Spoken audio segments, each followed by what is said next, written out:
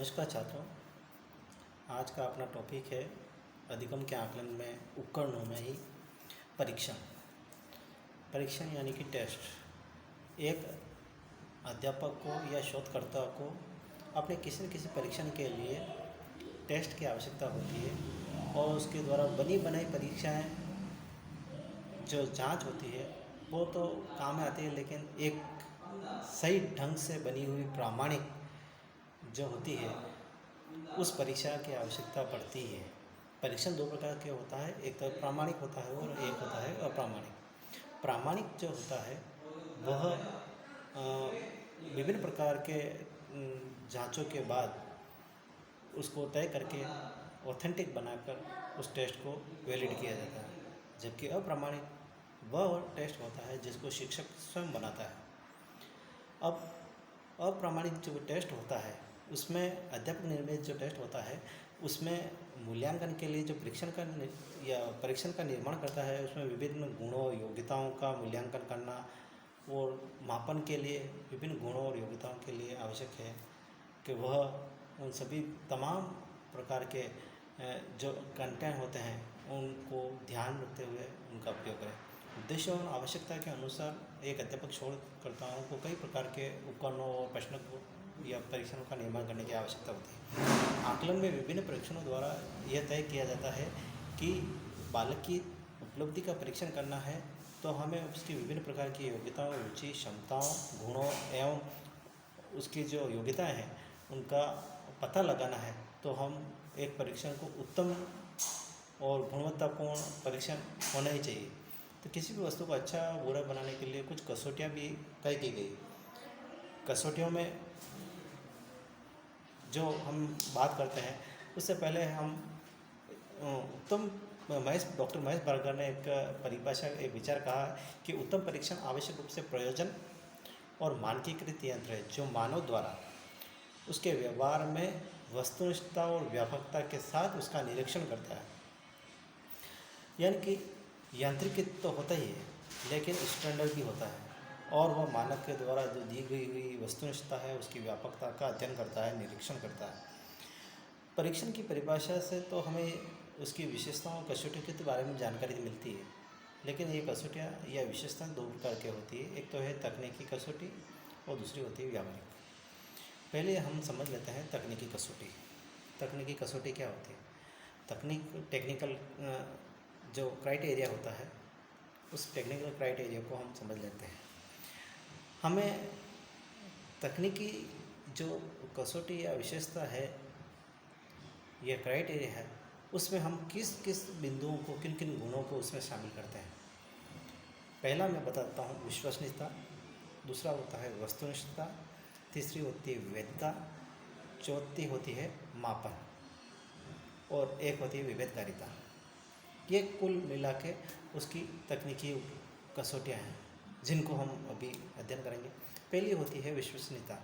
अच्छा परीक्षण विश्वसनीय तभी होना चाहिए जिस पर हम विश्वास कर सकें।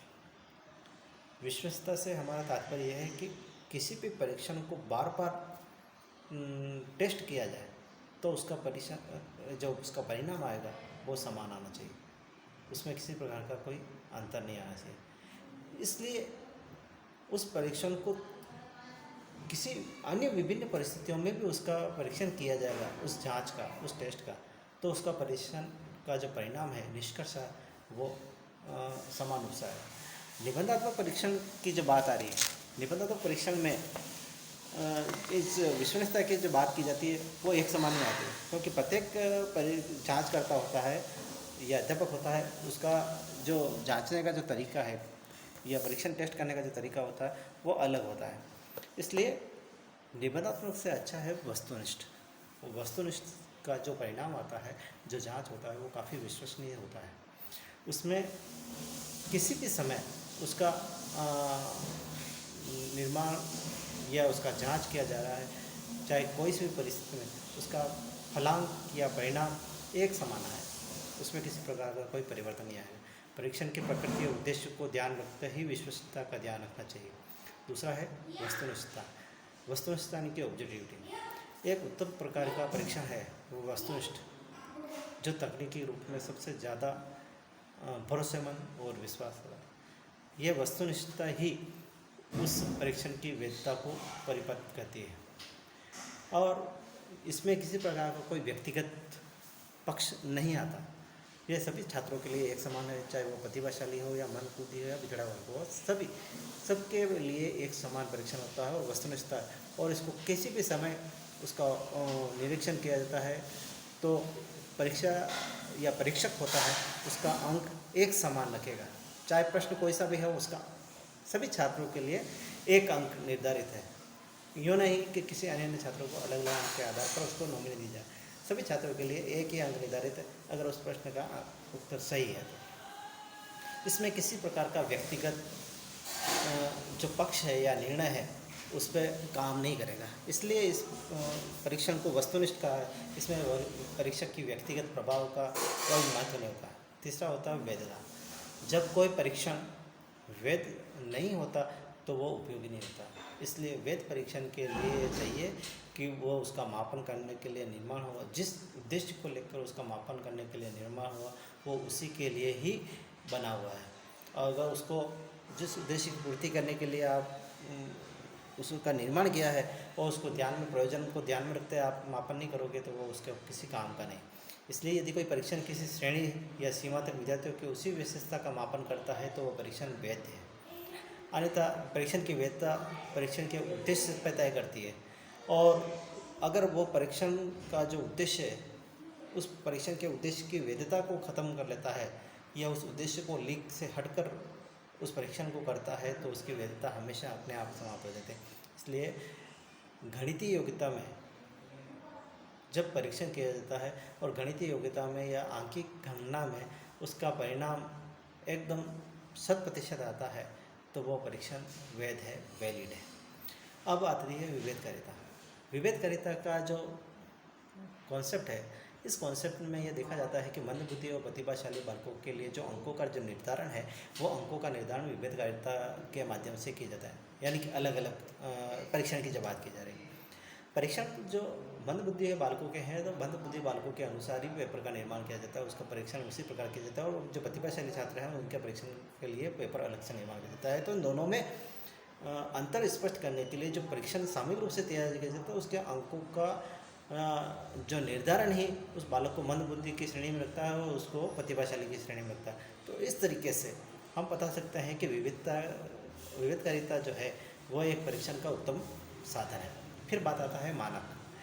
शैक्षणिक और मनोवैज्ञानिक प्राप्ति के लिए हम परीक्षण को कुछ नॉर्म्स में या मानकों में उसको डिवाइडेशन करते हैं। इसके लिए हमें प्रतिमान जो स्टैंडर्ड तरीके से हमें होना चाहिए और उन प्रतिमानों के आधार पर ही उन मानकों का निर्धारण किया जाता है, परीक्षण किया जाता है।